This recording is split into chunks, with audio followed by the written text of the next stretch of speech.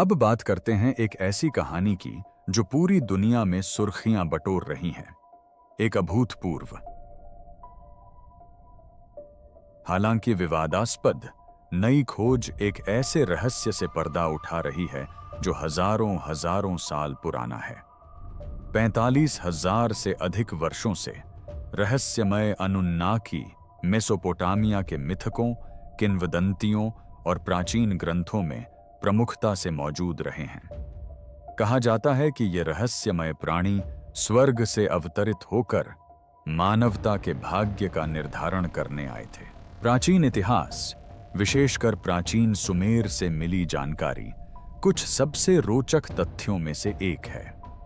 दिलचस्प बात यह है कि सुमेरियन लोगों ने अनुन्नाकी का वर्णन करते हुए विस्तृत अभिलेख छोड़े हैं, जिनमें उन्हें अमूर्त देवताओं के रूप में नहीं बल्कि सजीव प्राणियों के रूप में दर्शाया गया है जो उन्नत तकनीक का उपयोग करते थे, पृथ्वी के सबसे पुराने शहरों पर शासन करते थे और यहां तक कि मानवता के आनुवंशिक ताने बाने को भी बदल दिया था।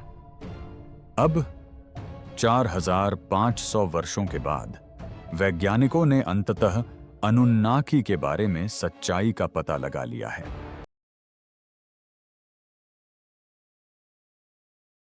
आज हम पूरी सच्चाई का पर्दाफाश करेंगे। सुमेरियन योगदानों का विरोधाभास। लगभग 4,500 ईसा पूर्व मेसोपोटामिया के जलोढ़ मैदानों से उभरकर सुमेरियनों ने मानव सभ्यता की नींव रखी। उन्होंने लगभग 3,200 ईसा पूर्व क्यूनिफॉर्म लिपि विकसित की, जो दुनिया की पहली जात लेखन प्रणाली है। उन्होंने कानूनों को संहिताबद्ध किया, जटिल सिंचाई प्रणालियां बनाईं, जिगुरेट जैसी विशाल वास्तुकला का निर्माण किया और उन्नत खगोलीय अवलोकन किए। इतिहास में पहले नामजद लेखक एनहेडुआना और गिलगामेश जैसे शासक, जिनकी महाकाव्य कथा होमर की रचनाओं से एक सहस्राब्दी से भी अधिक पूर्व की है, सुमेरियन सभ्यता के गहन प्रभाव को दर्शाते हैं। फिर भी इन उपलब्धियों के बावजूद उनकी ऐतिहासिक कथाएं, विशेष रूप से मानव उत्पत्ति और उन प्राणियों के साथ उनके अंतर संबंधों से संबंधित कथाएं जिन्हें वे अनुन्नाकी कहते थे, अक्सर मुख्यधारा के अकादमिक जगत द्वारा उपेक्षित कर दी जाती हैं। रोचक बात यह है कि उनके भौतिक नवाचारों को सभ्यता की नींव माना जाता है। यह विरोधाभास पेचीदा होने के साथ साथ कई रहस्य भी उजागर करता है। उरुक, एरिडू और निप्पुर जैसे स्थलों से प्राप्त पुरातात्विक खोजें सुमेरियन समाज के बारे में प्रचुर जानकारी प्रदान करती हैं। 1922 में सर लियोनार्ड वूली द्वारा ऊर में की गई खुदाई में शाही कब्रिस्तान का पता चला, जिसमें ऊर का ध्वज, जटिल आभूषण और संगीत वाद्य यंत्र जैसी कलाकृतियां मिलीं। ये सभी एक उन्नत संस्कृति को दर्शाते हैं जिसमें सामाजिक स्तरीकरण, धार्मिक अनुष्ठान और अंतरराष्ट्रीय व्यापार नेटवर्क मौजूद थे। इन स्थलों से प्राप्त मिट्टी की गोलियां, जो अब ब्रिटिश संग्रहालय और लूव्र जैसे संग्रहालयों में रखी हैं, सुमेरियन मान्यताओं का विस्तृत विवरण प्रस्तुत करती हैं।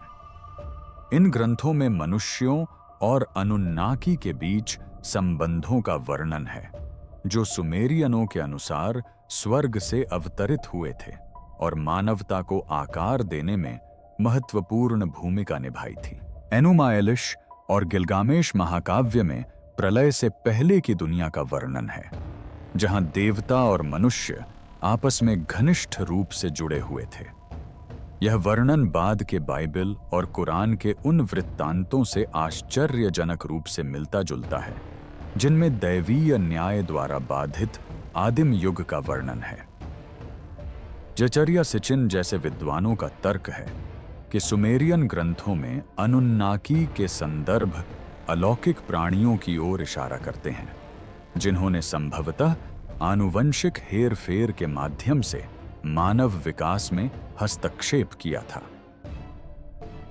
सैमुअल नोआ क्रैमर जैसे अधिक सतर्क शोधकर्ताओं, जो 20वीं शताब्दी के सबसे सम्मानित असीरियोलॉजिस्टों में से एक हैं, ने स्वीकार किया कि सुमेरियन स्वयं दावा करते थे कि उन्हें अपना ज्ञान देवताओं से प्राप्त हुआ था।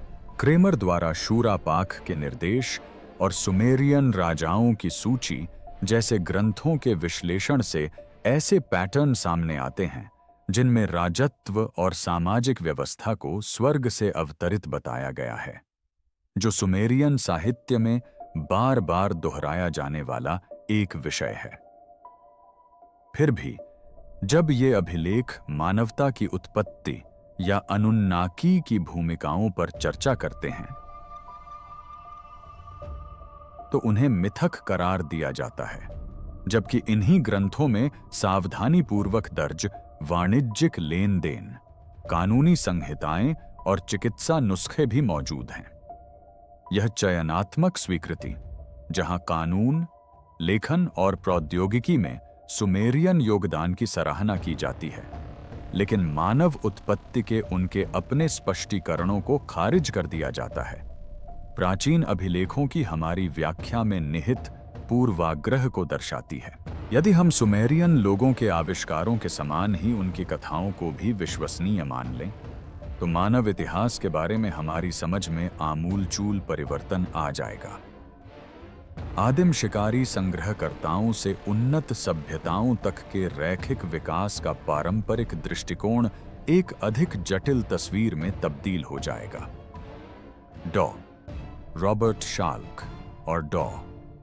डेविड रीच जैसे शोधकर्ताओं द्वारा किए गए हालिया आनुवंशिक अध्ययनों ने मानव वंश में जटिलताओं को उजागर किया है, जो मिश्रण की घटनाओं और आनुवंशिक विविधता का संकेत देते हैं, जो मानव विकास की पारंपरिक समय रेखा में पूरी तरह से फिट नहीं बैठते। ये अध्ययन मानव विकास के सरल रैखिक दृष्टिकोण को चुनौती देते हैं। इसके अलावा आधुनिक तुर्की में स्थित गोबेकली टेपे जैसी खोजें, जो लगभग 9600 ईसा पूर्व की हैं, उन्नत मानव गतिविधियों के कालक्रम को हजारों वर्ष पीछे धकेलती हैं, जिससे यह सुमेरियन और अन्य प्राचीन वृत्तांतों के साथ अधिक निकटता से मेल खाती हैं। तो सुमेरियन हमारे अतीत के बारे में क्या कहते हैं? सुमेरियन टैबलेट की खोज से सन 1840 में ब्रिटिश पुरातत्वविदों, विशेष रूप से ऑस्टिन हेनरी लेयर्ड और उनकी टीम द्वारा प्राचीन शहर नीनवे में सुमेरियन टैबलेट की खोज ने मानव ज्ञान के इतिहास में एक महत्वपूर्ण मोड़ ला दिया। यद्यपि नीनवे एक असीरियन स्थल है, लेकिन खुदाई में मिली अधिकांश सामग्री, जिसमें प्रसिद्ध कीलाकार टैबलेट भी शामिल हैं, अंततः सुमेरियन मूल की पाई गईं, विशेष रूप से निप्पुर, उरुक और एरिडू जैसे स्थलों से, जहां सभ्यता की प्रारंभिक परतें पनपी थीं। इनमें लगभग 24वीं शताब्दी ईसा पूर्व की 14 टैबलेट भी शामिल हैं, जिन्हें अब मानव लेखन के सबसे पुराने ज्ञात उदाहरण माना जाता है। कीलाकार लिपि में लिखे गए ये ग्रंथ, जो मिट्टी पर उकेरे गए नुकीली आकृतियों के रूप में हैं, ब्रह्मांडीय विवरण, देवताओं और राजाओं की वंशावली, मानव जाति की उत्पत्ति का वर्णन और सबसे प्राचीन जात बाढ़ की कथा को समाहित करते हैं, जो बाइबल में वर्णित नूह की कहानी से 1000 वर्ष से भी अधिक पुरानी है। एनुमा एलिश, गिलगामेश का महाकाव्य और अत्राहसिस महाकाव्य अन्य ग्रंथों के साथ हमें देवताओं के एक समूह से परिचित कराते हैं, जिन्हें सामूहिक रूप से अनुन्नाकी के नाम से जाना जाता है, जो सर्वोच्च प्राणी थे और जिन्होंने मानव जाति के मामलों में प्रत्यक्ष हस्तक्षेप किया। इन ग्रंथों में सभी आरंभों के जनक का उल्लेख है, जो अस्तित्व के मूल स्रोत की एक अमूर्त, लगभग दार्शनिक अवधारणा है। फिर भी जब मानव जाति की उत्पत्ति की बात आती है तो इन ग्रंथों में अनेक देवताओं का उल्लेख मिलता है जो सभाओं में विचार विमर्श करते, असहमत होते और प्रयोग भी करते हैं, न कि उत्पत्ति की पुस्तक में वर्णित एक सर्वशक्तिमान देवता का। इन ग्रंथों में संरक्षित सुमेरियन सृष्टि कथा आदम और हव्वा तथा अदन के बाग की एक बिल्कुल अलग छवि प्रस्तुत करती है। सुमेरियन ग्रंथों में केमामी प्रथम मनुष्य आदमो मनुष्य और तिअम्मत जीवन की माता देवताओं द्वारा एक ऐसी प्रक्रिया के माध्यम से बनाए गए थे जो दैवीय आदेश की तुलना में आनुवंशिक अभियांत्रिकी से अधिक मिलती जुलती है। एन की देवता के नेतृत्व में अनुन्नाकी, एक देवता के सार, जिसे कभी कभी देवताओं का रक्त भी कहा जाता है, को धरती की मिट्टी के साथ मिलाकर मानवता का निर्माण करते हैं। ईडन गार्डन को किसी अलौकिक स्वर्ग के रूप में नहीं, बल्कि मेसोपोटामिया के एक हरे भरे उपजाऊ मैदान के रूप में वर्णित किया गया है, जहां देवता निवास करते हैं और अपनी कृषि परियोजनाओं का प्रबंधन करते हैं, और मानवता को खेतों की देखभाल करने और देवताओं के श्रम को कम करने के लिए बनाया गया था। दिलचस्प है ना? लेकिन कहानी और भी चौंकाने वाली है। हालांकि मुख्य धारा के विद्वान अक्सर अनुन्नाकी को पौराणिक रचनाएं मानकर खारिज कर देते हैं, जो प्राकृतिक घटनाओं की व्याख्या करने के लिए एक प्रतीकात्मक ढांचे का हिस्सा हैं। लेकिन विभिन्न सुमेरियन और बाद के अक्काडियन ग्रंथों में इन विवरणों की संगति, साथ ही प्रयुक्त भाषा की विशिष्टता, जैसे कि बार बार दोहराया जाने वाला वाक्यांश, वे जो स्वर्ग से पृथ्वी पर आए, कई महत्वपूर्ण प्रश्न खड़े करती है। पुरातात्विक साक्ष्य इन शिलाओं की प्राचीनता और महत्व को और भी पुष्ट करते हैं। 1889 और 1900 के बीच जॉन पुनेट पीटर्स और जॉन हेनरी हेन्स के निर्देशन में पेनिसिल्वेनिया विश्वविद्यालय द्वारा निप्पुर जैसे स्थलों पर किए गए उत्खनन में कीलाकार लिपि में लिखी शिलाओं के विशाल पुस्तकालय मिले, जिनमें प्रशासनिक अभिलेख, भजन और पौराणिक ग्रंथ शामिल थे। लगभग 2100 ईसा पूर्व की प्रसिद्ध निप्पुर पट्टिका में सुमेरियन राजाओं की सूची है, जिसमें प्रलय से पहले के राजाओं के हजारों वर्षों तक चलने वाले शासनकाल का वर्णन है। यह धारणा उत्पत्ति 5 में आश्चर्यजनक रूप से प्रतिध्वनित होती है, जहां कुलपतियों के सदियों तक जीवित रहने का उल्लेख है। अन्य पट्टिकाओं में विस्तृत खगोलीय प्रेक्षणों का वर्णन है, जैसे कि अमीसादुक्का की शुक्र पट्टिका, जो प्रारंभिक कांस्य युग के समाज के लिए अपेक्षित खगोलीय ज्ञान के स्तर से कहीं अधिक का संकेत देती है। सैमुअल नोआ क्रैमर, थॉर कजेल्ड जैकबसेन और स्टेफनी डेली जैसे विद्वानों ने इन ग्रंथों का सावधानीपूर्वक अनुवाद और विश्लेषण किया है और उन विषयों की उल्लेखनीय निरंतरता को रेखांकित किया है जो बाद में हिब्रू बाइबल, ग्रीक मिथकों और यहाँ तक कि हिंदू ब्रह्मांड विज्ञान में भी दिखाई दिए। फिर भी इन प्रारंभिक लेखों के धार्मिक निहितार्थों को अक्सर कम करके आंका गया है। उदाहरण के लिए, हालांकि क्रेमर ने सुमेरियन बाढ़ की कहानियों और नूह की कहानी के बीच समानता को स्वीकार किया, लेकिन उन्होंने इस विचार का समर्थन करने से परहेज किया कि अनुन्नाकी वास्तविक प्राणी थे जिन्होंने मानव इतिहास को प्रभावित किया। फिर भी भाषाई और कथात्मक संबंध निर्विवाद हैं। इब्रानी शब्द एलोहिम, जिसका अनुवाद अक्सर पुराने नियम में ईश्वर के रूप में किया जाता है, एक बहुवचन संज्ञा है जो एक वचन के बजाय सामूहिक सत्ता का संकेत देती है। ठीक सुमेरियन अनुन्नाकी की तरह। क्या यह संभव है कि बाद के धार्मिक ग्रंथों का एकेश्वरवादी ढांचा पहले की अधिक जटिल धार्मिक प्रणाली का सरलीकरण था? इन वैकल्पिक कथाओं का दमन आकस्मिक नहीं हो सकता। सुमेरियन टैबलेट की खोज ऐसे समय में हुई जब पश्चिमी समाज बाइबल और पुरातत्व और मानव विज्ञान के उभरते विषयों से गहराई से प्रभावित होकर मानव इतिहास का एक विशेष दृष्टिकोण गढ़ रहा था, जो रैखिक प्रगति, मानव विशिष्टता और एक विलक्षण सर्वशक्तिमान देवता पर बल देता था। तो इन सर्वोच्च प्राणियों, अनुन्नाकी और मानवता की उत्पत्ति की कहानी के बारे में हम क्या जानते हैं? सुमेरियन ग्रंथों, विशेष रूप से एनुमा एलिश और अत्राहसिस महाकाव्य के अनुसार अनुन्नाकी केवल पौराणिक देवता नहीं थे, बल्कि शक्तिशाली, तकनीकी रूप से उन्नत प्राणियों का एक समूह थे जो निबिरू नामक एक दूरस्थ ग्रह से पृथ्वी पर अवतरित हुए थे।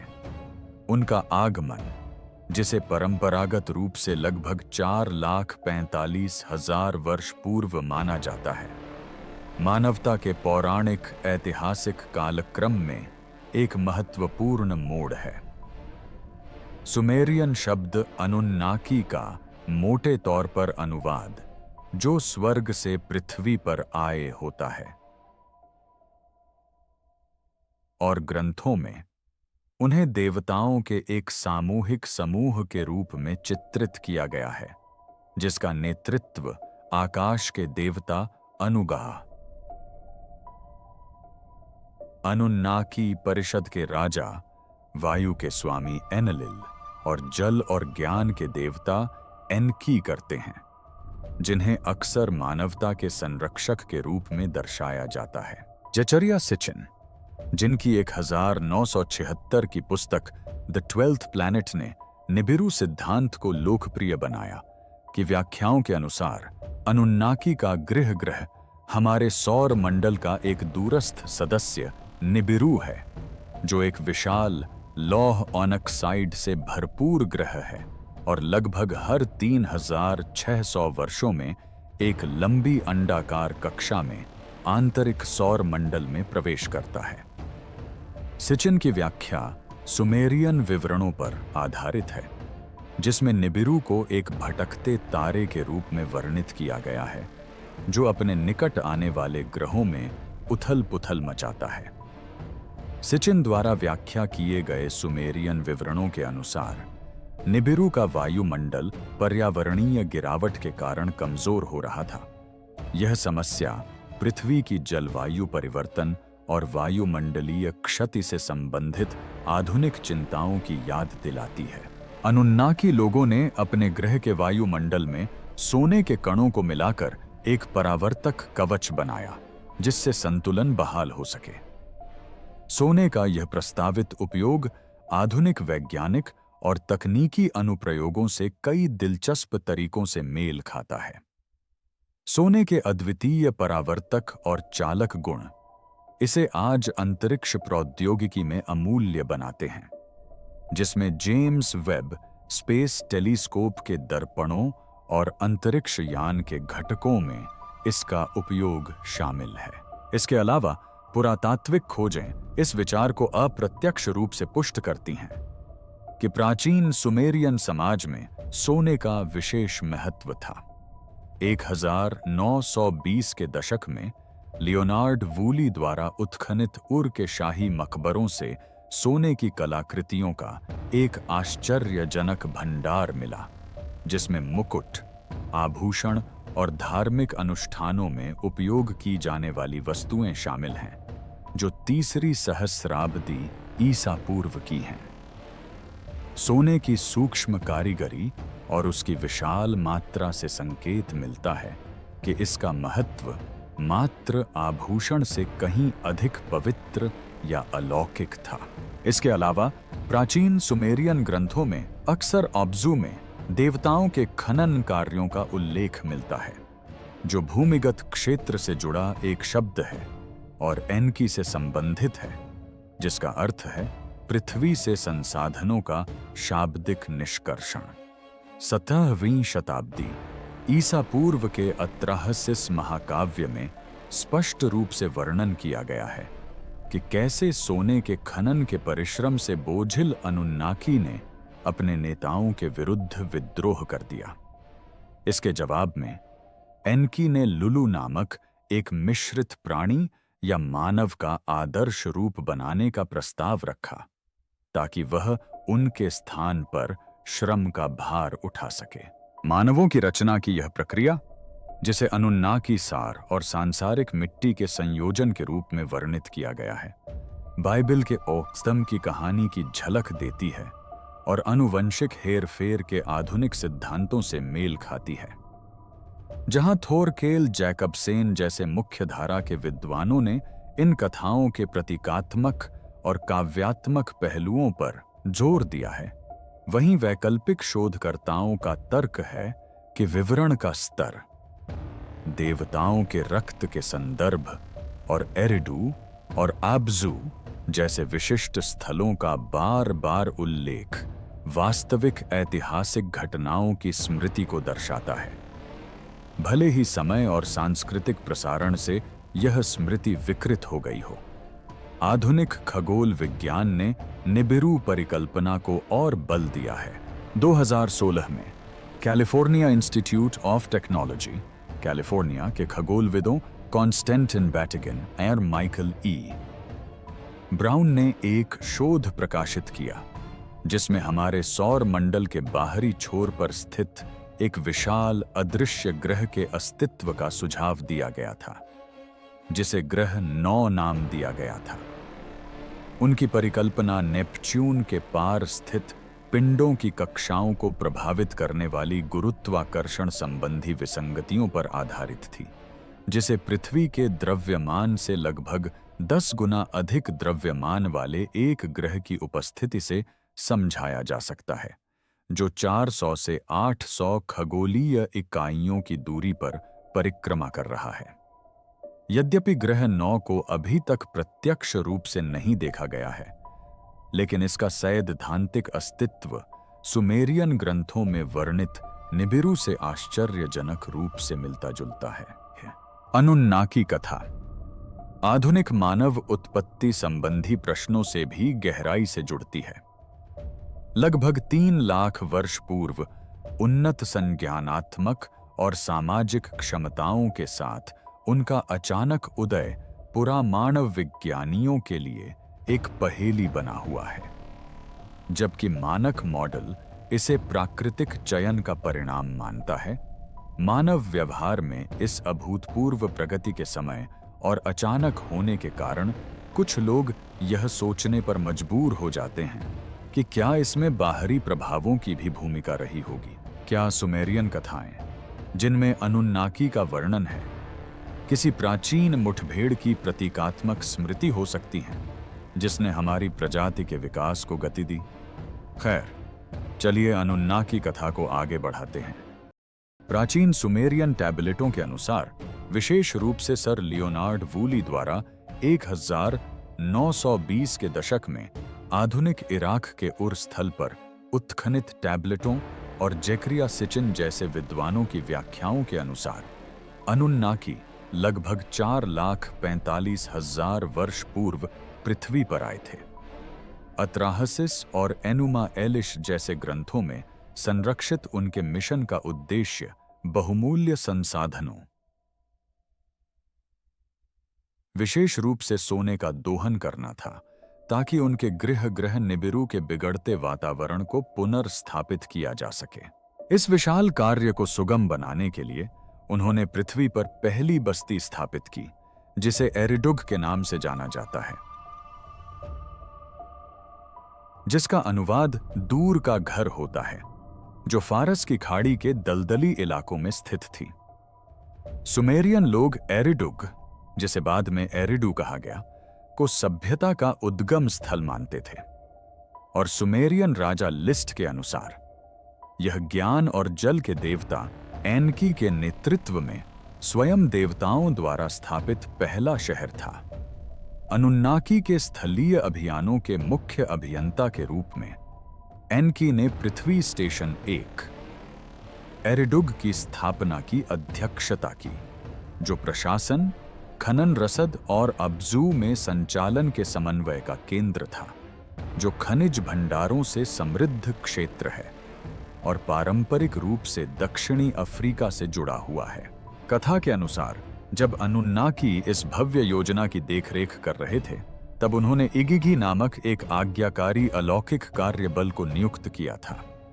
इगिगी, जिन्हें अक्सर ग्रंथों में छोटे देवता या दिव्य सेवक के रूप में वर्णित किया जाता है, नहरें खोदने, खनन करने और बुनियादी ढांचे के रखरखाव जैसे कठिन कार्यों में लगे हुए थे।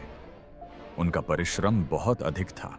अत्रहसिस में दर्ज है कि कैसे इगिगी जनजाति अथक परिश्रम के बोझ तले दबकर लगभग 3 लाख वर्ष पूर्व अपने अनुन्नाकी शासकों के विरुद्ध विद्रोह कर बैठी।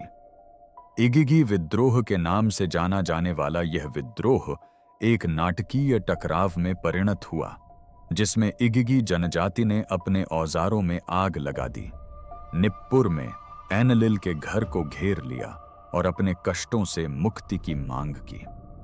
अनुन्नाकी के मिशन के लिए आवश्यक श्रम शक्ति के नुकसान का सामना करते हुए एनकी ने आनुवंशिक अभियांत्रिकी के माध्यम से एक नए प्राणी के निर्माण का प्रस्ताव रखा, जो एक प्रतिस्थापन कार्यबल के रूप में कार्य करेगा। सुमेरियन ग्रंथ, विशेषकर अत्रहसिस, इस क्षण का वर्णन विस्मय और गंभीरता के भाव से करते हैं। देवता अब्जू में एकत्रित हुए, जहां एनकी और जन्म की देवी निन्हुरसाग, जिन्हें मामी भी कहा जाता है, ने एक जैविक प्रयोग किया। उन्होंने एक अनुन्नाकी से सार, जिसे सिचिन ने आनुवंशिक पदार्थ के रूप में व्याख्यायित किया, उसे पृथ्वी की मिट्टी में मिलाया, जो होमो इरेक्टस यानी मूल निवासी होमिनिन का प्रतीक है, और इस प्रकार एक संकर लुलु अमेलु या मिश्रित श्रमिक का निर्माण किया। यह प्राणी आदमू आधुनिक मनुष्यों का आदर्श बन गया, और आदमू शब्द हिब्रू शब्द आदम से काफी मिलता जुलता है। पुरातात्विक साक्ष्य इन कथनों को सूक्ष्म लेकिन महत्वपूर्ण समर्थन प्रदान करते हैं। छठी सहस्राब्दी ईसा पूर्व के एरिडू स्थल की खोज से एक उन्नत शहरी योजना, परिष्कृत सिंचाई प्रणाली और संगठित श्रम के संकेत मिलते हैं, जो लेखन के कथित आविष्कार 3200 ईसा पूर्व से बहुत पहले के हैं। इस स्थल पर स्थित जिगुरेट आकाशगंगा, जिसे एनकी को समर्पित माना जाता है, सुमेरियन लोगों द्वारा अपने देवताओं के प्रति दिखाई जाने वाली श्रद्धा और उनकी पौराणिक कथाओं में एरिडू के महत्व का प्रमाण है। इसके अलावा आनुवंशिक अध्ययन, जैसे कि माइटोकॉन्ड्रियल ईव परिकल्पना पर किए गए अध्ययन, ने मानव वंश में एक अचानक और अपेक्षाकृत हाल ही में आए अवरोध को इंगित किया है, जो एक ऐसी घटना का संकेत देता है जिसने मानव जीनोम को नया रूप दिया। प्राचीन भाषाओं में निहित भाषाई संकेत इस व्याख्या को और भी पुष्ट करते हैं। सुमेरियन भाषा में उपासना के लिए इस्तेमाल होने वाला शब्द अवोड का शाब्दिक अर्थ है के लिए काम करना। इससे पता चलता है कि देवताओं के साथ मानवता का मूल संबंध केवल श्रद्धा का नहीं, बल्कि सेवा का था। सुमेरियन स्वयं को देवताओं का सेवक मानते थे और उनके अनुष्ठान, चढ़ावे और मंदिर की व्यवस्था इसी भावना पर आधारित थी। उरुक और एरिडू के मंदिर परिसर केवल धार्मिक केंद्र ही नहीं थे, बल्कि प्रशासनिक केंद्र भी थे, जहां वस्तुओं का संग्रह, भंडारण और पुनर्वितरण किया जाता था। हालांकि इन व्याख्याओं पर विशेषज्ञों की राय अलग-अलग है।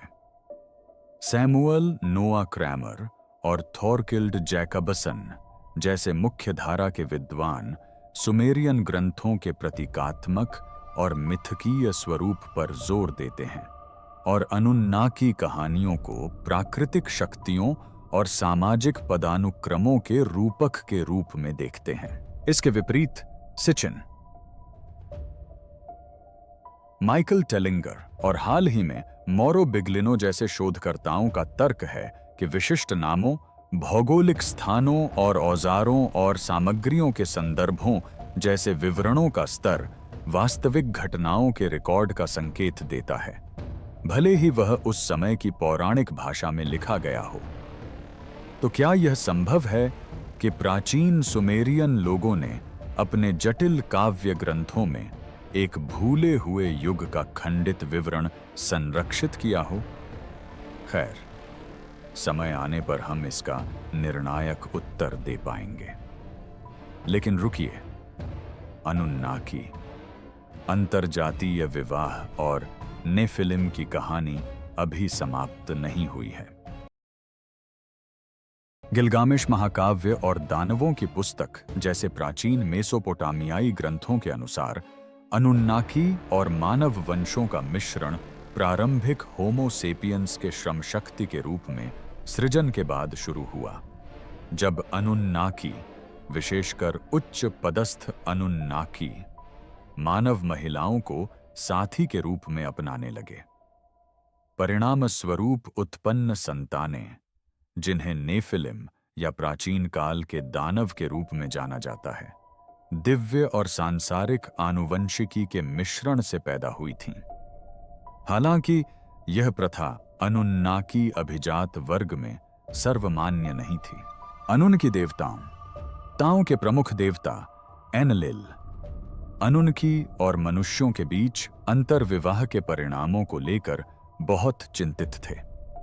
जहां ज्ञान के देवता और मानव जाति के सृजनकर्ता एनकी ने श्रम शक्ति के रूप में होमो सेपियंस के निर्माण हेतु संकरण का समर्थन किया था, वहीं एनलिल ने नेफिलिम के जन्म के परिणाम स्वरूप उत्पन्न हुए अंतर संबंधों को एक खतरनाक विचलन के रूप में देखा।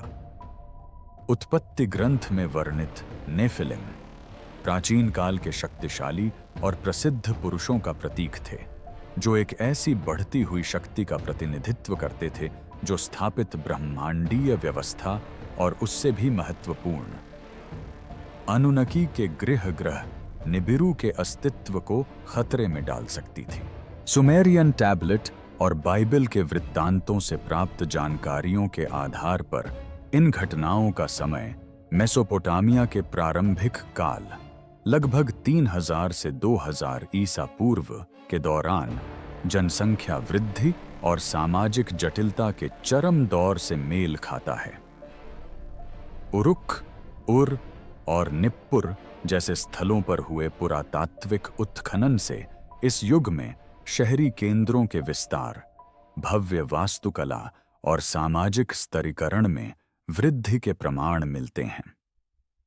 ये परिवर्तन स्वर्ग से निष्कासन की पौराणिक कथाओं से मेल खाते हैं, जिन्हें कई विद्वान और तुलनात्मक पौराणिक कथाकार वास्तविक सामाजिक पर्यावरणीय परिवर्तनों जैसे कि वनों की कटाई, अत्यधिक जनसंख्या और पहले के रमणीय परिदृश्यों के क्षरण के प्रतीकात्मक प्रतिबिंब के रूप में व्याख्यायित करते हैं। अनुनकी और मनुष्यों की संतानों को नेफिलिम कहा जाता था। इस शब्द का मूल हिब्रू भाषा से आया है और इसका अर्थ है गिरना। कुछ लोग इसका अर्थ पतित या दूसरों को गिराने वाले के रूप में लगाते हैं। यह द्वैत उनकी अस्पष्ट स्थिति को दर्शाता है, जो आंशिक रूप से दिव्य और आंशिक रूप से नश्वर है। सुमेरियन राजाओं की सूची, जो प्रारंभिक राजाओं के शासनकाल का विवरण देने वाला एक प्राचीन दस्तावेज है, में ऐसे शासकों का उल्लेख है जिनकी जीवन अवधि आधुनिक मनुष्यों की जीवन अवधि से कहीं अधिक थी। कुछ विशेषज्ञों का मानना है कि यह इन संकर दिग्गजों की स्मृति को प्रतिबिंबित करती है। उदाहरण के लिए, प्रलय से पहले के राजा अलुलिम जिन्होंने एरिडू पर 28,800 वर्षों तक शासन किया था, को अक्सर नेफिलिम युग के प्रतीक के रूप में उद्धृत किया जाता है। 9वीं शताब्दी के मध्य और 20वीं शताब्दी के आरंभिक वर्षों में टेल अल मुकैयर और निप्पुर जैसे स्थलों पर सुमेरियन और अक्काडियन टैबलेटों की खोज से एनुमा एलिश और अत्राहसिस जैसे महाकाव्यों के अंश मिले हैं, जो ब्रह्मांड में मानवता के स्थान को लेकर एनलिल और एनकी के बीच हुए एक ब्रह्मांडीय संघर्ष को उजागर करते हैं। एनलिल, नेफिलिम और अनुन्नाकी तथा मनुष्यों के बीच संकरण का विरोध करते हुए इन मिलनों को शक्ति संतुलन के लिए खतरा मानते थे और मनुष्यों को अत्यधिक शक्तिशाली या स्वतंत्र होने से रोकना चाहते थे। संभवतः इसी चिंता ने उन्हें महाबाढ़ लाने का निर्णय लेने के लिए प्रेरित किया होगा, जिससे मानव प्रजनन पर अंकुश लगा और अनुन्नाकी का नियंत्रण बहाल हुआ। दैवीय हस्तक्षेप की यह कथा लियोनार्ड वूली और मैक्स मालोइन जैसे पुरातात्विक खोजों से मेल खाती है, जिनमें लगभग 2900 ईसा पूर्व मेसोपोटामिया में विनाशकारी बाढ़ और अचानक सांस्कृतिक परिवर्तन दर्ज किए गए थे। मानव इतिहास पर प्रभाव। मानव उत्पत्ति के सुमेरियन विवरण मुख्यधारा के इतिहास और धार्मिक परंपराओं से एक बिल्कुल अलग कथा प्रस्तुत करते हैं, जो मानवता की शुरुआत, विकास और ईश्वर के साथ उसके संबंध के बारे में मूलभूत मान्यताओं को चुनौती देता है। यह विश्व दृष्टि न केवल ब्रह्मांडीय व्यवस्था में मानवता के स्थान को पुनर्परिभाषित करती है, बल्कि उस पारंपरिक वैज्ञानिक धारणा को भी चुनौती देती है कि मनुष्य का उद्भव केवल लाखों वर्षों में प्राकृतिक चयन और यादृच्छिक उत्परिवर्तन के माध्यम से हुआ। मुख्यधारा का मानव विज्ञान और विकासवादी जीव विज्ञान एक क्रमिक विकास मॉडल प्रस्तुत करते हैं, जिसे जीवाश्म प्रमाणों द्वारा समर्थित किया जाता है, जैसे कि लगभग 32 लाख वर्ष पूर्व के ऑनस्ट्रालोपिथेकस अफोरेंसिस या लूसी की खोज और उसके बाद होमो हैबिलिस और होमो इरेक्टस का विकास। फिर भी सुमेरियन ग्रंथ अनुन्नाकी के हस्तक्षेप के साथ जटिलता और बुद्धिमत्ता में अचानक हुई वृद्धि का प्रस्ताव करते हैं। लगभग 3500 ईसा पूर्व के सुमेरियन शहरों जैसे उरुक और एरिडू में उन्नत धातु विज्ञान तकनीकों और प्रारंभिक शहरी नियोजन जैसी पुरातात्विक खोजें विशुद्ध रूप से स्थानीय विकास से कहीं अधिक ज्ञान के प्रसार का संकेत देती हैं। इन तकनीकी प्रगति में सिंचाई प्रणाली, पहिया, लेखन और परिष्कृत शासन संरचनाएं शामिल हैं, जिन्हें सुमेरियन अपने देवताओं के मार्गदर्शन का परिणाम मानते हैं। सुमेरियन ग्रंथ पारंपरिक धार्मिक कथाओं को और भी जटिल बनाते हैं। एक सर्वशक्तिमान ईश्वर के बजाय ग्रंथों में मानव समान विशेषताओं, प्रेरणाओं और संघर्षों वाले देवताओं के एक समूह का वर्णन है। मानवता के निर्माता अनेक बहुदेववादी प्राणी थे, जिन्होंने आनुवंशिक प्रयोगों और राजनीतिक सत्ता संघर्षों में भाग लिया। यह बहुदेववाद अब्राहमिक धर्मों में प्रचलित एकेश्वरवादी परंपराओं से बिल्कुल विपरीत है। इन मामलों पर विशेषज्ञों की राय में गहरा मतभेद है। 20वीं शताब्दी में सुमेरियन ग्रंथों के अनुवाद में अग्रणी भूमिका निभाने वाले प्रसिद्ध असीरियोलॉजिस्ट सैमुअल नोआ क्रैमर ने इन्हें अब तक मिले सबसे महत्वपूर्ण ऐतिहासिक दस्तावेजों में से एक बताया है। हालांकि क्रैमर ने अलौकिक व्याख्याओं का समर्थन करने से परहेज किया और देवताओं को वास्तविक आगंतुक के बजाय पौराणिक पात्र माना। इसके विपरीत जकरिया सिचिन, एक लेखक और शोधकर्ता जिन्होंने 1976 में प्रकाशित पुस्तक द 12th प्लैनेट जैसी पुस्तकों के माध्यम से अनुन्नाकी कथा को लोकप्रिय बनाया, ने इन प्राणियों को प्राचीन अंतरिक्ष यात्रियों के रूप में शाब्दिक रूप से व्याख्यायित करने के लिए व्यापक तर्क दिया, जिन्होंने आनुवंशिक रूप से मानवता का निर्माण किया था। सिचिन के कार्य ने प्राचीन ज्ञान और इसके संभावित निहितार्थों के बारे में एक महत्वपूर्ण सांस्कृतिक और अकादमिक चर्चा को प्रेरित किया है। पुरातात्विक साक्ष्य प्रारंभिक मानव इतिहास में उन्नत ज्ञान और बाहरी प्रभावों की संभावना के लिए कुछ रोचक, हालांकि परिस्थितिजन्य समर्थन प्रदान करते हैं।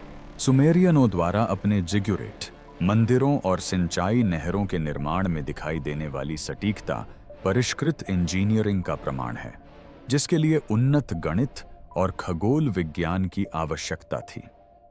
सुमेरियनों द्वारा क्यूनिफॉर्म लिपि का आविष्कार, जो विश्व की सबसे प्राचीन लिपियों में से एक है, ने विस्तृत अभिलेखन और जटिल प्रशासन को संभव बनाया।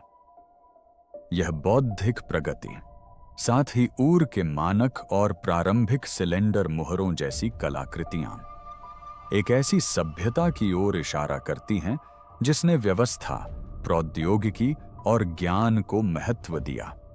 ऐसे गुण जो, यदि सुमेरियन वृत्तांत सटीक है, तो अनुन्नाकी मार्गदर्शन के अवशेष हो सकते हैं। इसके अलावा आधुनिक आनुवंशिकी कभी-कभी संकरण सिद्धांतों के समर्थन में आकर्षक सुराग प्रदान करती है।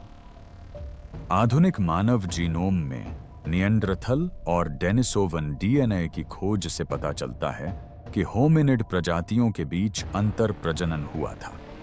हालांकि अनुन्नाकी परिकल्पना इस विचार को ज्ञात प्रजातियों से आगे बढ़ाकर अलौकिक हस्तक्षेप तक ले जाती है, जबकि मुख्य धारा का विज्ञान मानता है कि ये अंतर प्रजनन घटनाएं प्राकृतिक और विकासवादी थीं।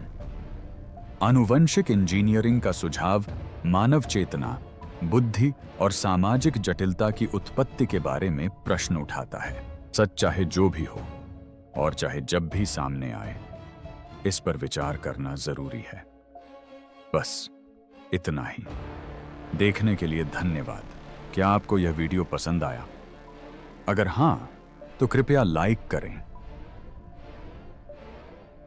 कमेंट करें और सब्सक्राइब बटन दबाएं ताकि आप हमारे नए अपलोड्स को मिस न करें। साथ ही अभी आपकी स्क्रीन पर दिख रहा यह वीडियो देखना न भूलें। यह वाकई अविश्वसनीय है।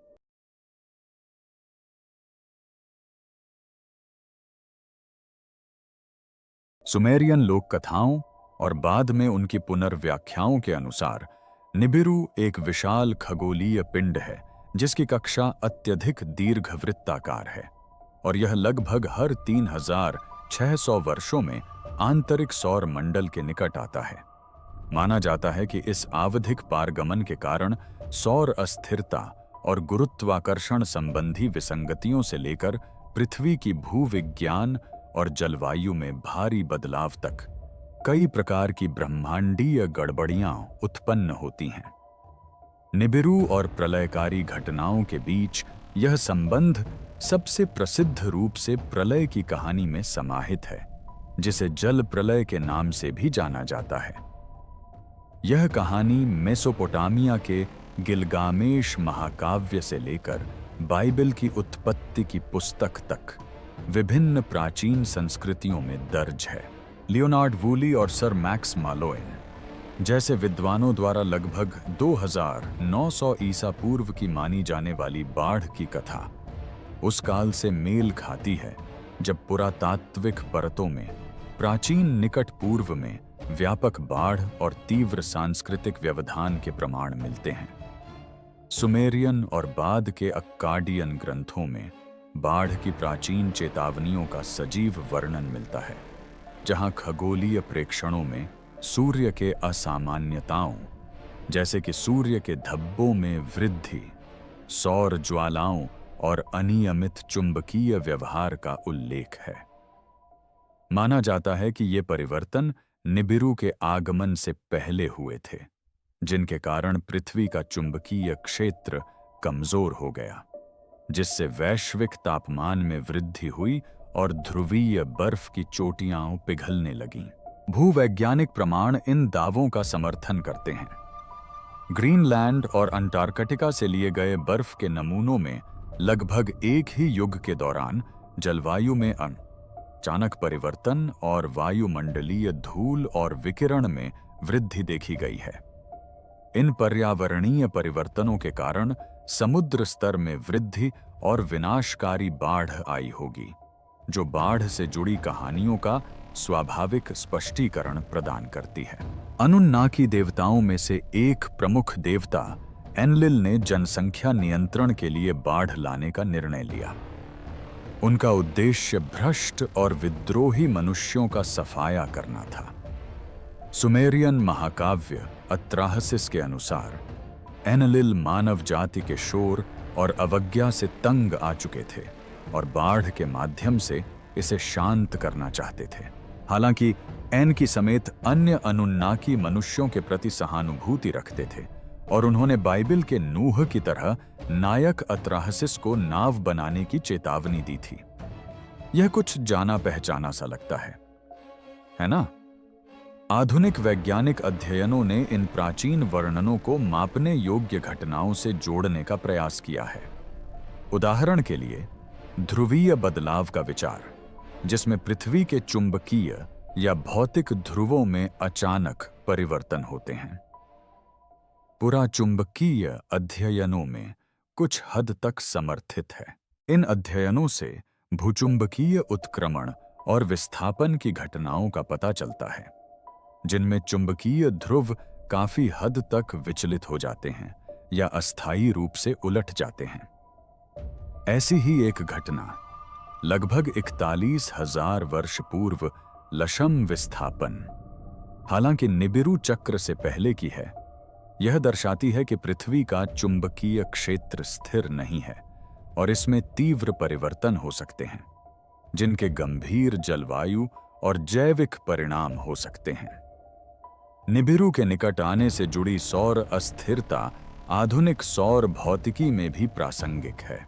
शोधकर्ताओं ने सौर ऊर्जा के अधिकतम और न्यूनतम चक्रों का अवलोकन किया है, जिनमें सूर्य के धब्बों की सक्रियता में वृद्धि, सौर ज्वालाएं और कोरोनल मास इजेक्शन शामिल हैं, जो पृथ्वी के चुंबकीय क्षेत्र और जलवायु को प्रभावित करने में सक्षम हैं। प्राचीन खगोलविदों जैसे कि बेबीलोन और बाद में शास्त्रीय ग्रीस के खगोलविदों ने इन घटनाओं को सावधानीपूर्वक दर्ज किया था। सौर तूफानों के विनाशकारी परिणाम, जिनमें विद्युत ग्रिडों का बाधित होना और विकिरण के संपर्क में वृद्धि शामिल है, निबिरू के आगमन से संबंधित प्राचीन भय का एक आधुनिक उदाहरण प्रस्तुत करते हैं। बाढ़ के बाद के प्रभावों ने मानव संस्कृति और पौराणिक कथाओं को भी काफी हद तक प्रभावित किया। इस प्रलय के बाद सभ्यता के पुनर्निर्माण में नई सामाजिक व्यवस्थाएं, धार्मिक प्रथाएं और स्थापत्य कला में नए नवाचार शामिल थे। उदाहरण के लिए, मेसोपोटामिया में जिगुरेट्स का उदय बाढ़ की तबाही के बाद ईश्वर से पुनः जुड़ने और ईश्वर की कृपा प्राप्त करने के मानव प्रयासों का प्रतीक था। ये विशाल संरचनाएं देवताओं को प्रसन्न करने और उनकी निरंतर सुरक्षा सुनिश्चित करने के लिए समर्पित थीं। इसी काल में कानूनों और प्रशासनिक प्रणालियों का संहिताकरण भी हुआ, जैसे कि उर-नाम्मू संहिता, जिसका उद्देश्य बाढ़ से उत्पन्न सामाजिक उथल-पुथल के बाद व्यवस्था और न्याय को बहाल करना था। किसी भी लिहाज से महाबाढ़ को केवल दैवीय क्रोध की कहानी से कहीं अधिक समझा जा सकता है। सौर विसंगतियों, चुंबकीय परिवर्तनों और पिघलती बर्फ की चोटियों के बारे में प्राचीन चेतावनियां आधुनिक वैज्ञानिक खोजों में प्रतिध्वनित होती हैं, जबकि अनुन्नाकी के कार्य संतुलन, नियंत्रण और अस्तित्व के बारे में बुर्सिक्या प्राचीन चिंताओं को दर्शाते हैं। इन कहानियों की चिरस्थायी शक्ति हमें दृश्य और अदृश्य दोनों शक्तियों द्वारा आकारित ब्रह्मांड में मानवता के स्थान पर पुनर्विचार करने के लिए प्रेरित करती है।